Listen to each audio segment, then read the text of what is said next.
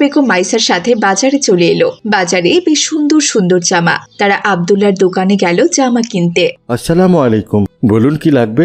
ওয়ালাইকুম আসসালাম ভাই, আমার মেয়েটার জন্য একটা জামা কিনতে এসেছিলাম। তোমার কি কোনো জামা পছন্দ হয়েছে?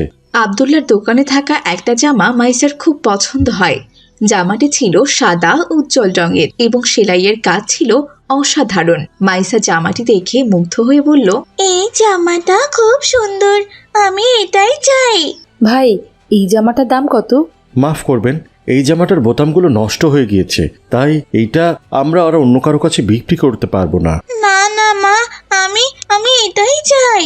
কিন্তু এটা তো নষ্ট জামা।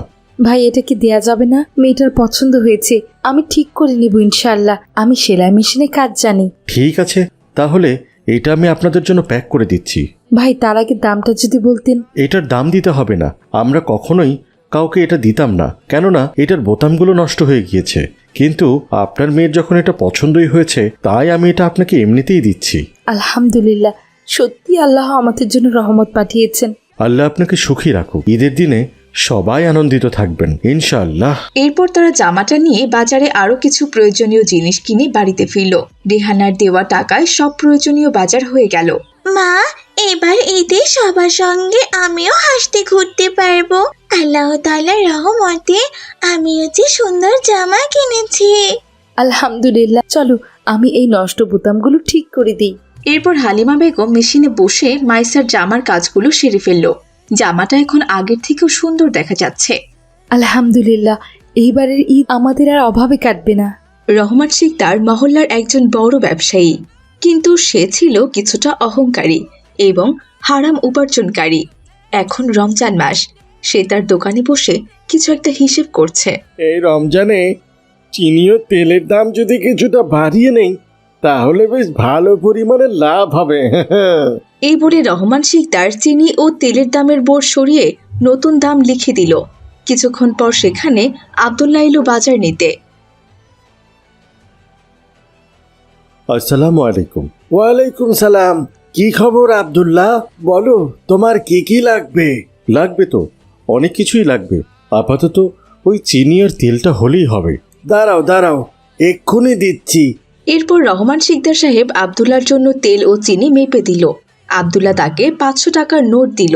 বাকি টাকাটা আপনি রেখে দিন, আমি কিছুক্ষণ পরে আবার আসছি। বাকি টাকা মানে?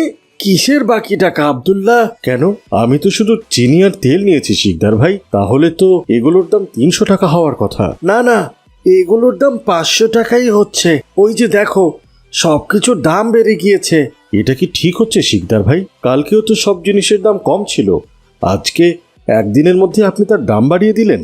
সে চিন্তা তোমার করতে হবে না। কিনলে কেন, না কিনলে এখান থেকে চলে যাও। এই শুনে আব্দুল্লাহ সেখান থেকে চলে গেল।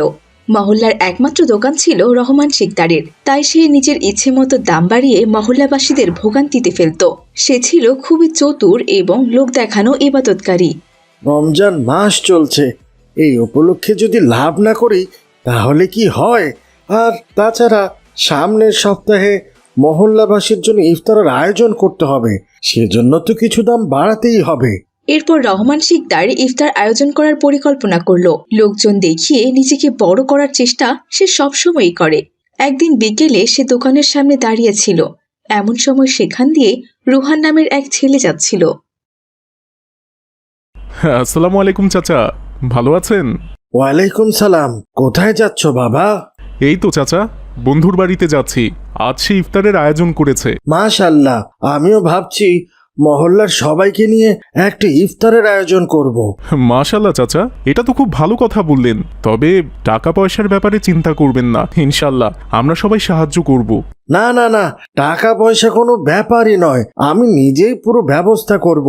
কেবল সবাই আসবে আর ইফতারি করবে, এই তো বিষয়। কিন্তু আপনি একা পুরো মহল্লার ইফতারের আয়োজন করবেন, এতে তো অনেক খরচ হবে। আমার কি আর টাকার অভাব আছে নাকি?